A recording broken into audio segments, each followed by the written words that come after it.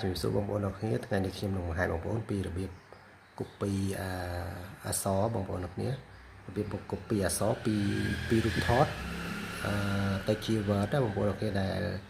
ដែលមិនមានពេលក្នុងការវាយអក្សរអញ្ចឹងបងប្អូនអាចប្រើវិធីនេះដើម្បីងាយស្រួលក្នុងការ copy ពីក្នុង file រូបថតដូចថាបងប្អូនថតរូបថតអក្សរនៅលើសៀវភៅនៅលើឯកសារអីមួយអញ្ចឹងទៅហើយបងប្អូនចង់យកអក្សរហ្នឹងបងប្អូនមិនចាំបាច់ពិបាកក្នុងការសរសេរ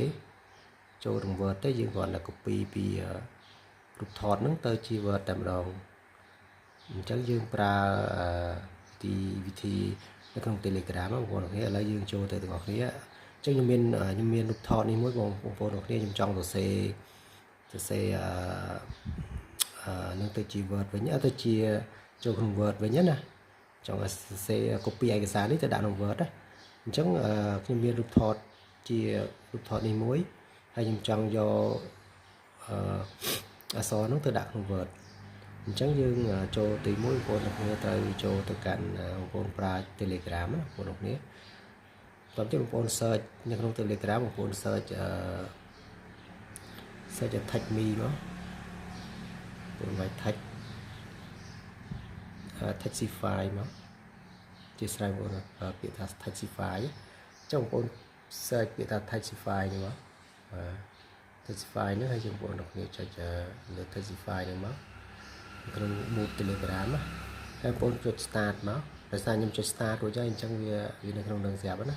អញ្ចឹង boot ហ្នឹងគឺយើងអាចឲ្យ boot ហ្នឹង copy អក្សរដែលនៅក្នុង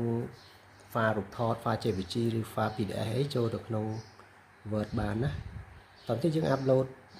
file ហ្នឹងមកបងប្អូនគ្នានេះ file ហ្នឹងនេះ file ដែលខ្ញុំថតហ្នឹងចុច upload ចូលមកបន្ទាប់ upload មកគឺ boot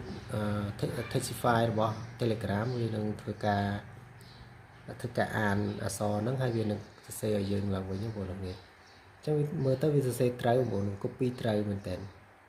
បាទនេះគឺ copy មកហើយបងប្អូនទាំងគ្នាចង់នេះមកយើងគ្រាន់តែ copy អក្សរនឹងយកដាក់ Word មកហើយ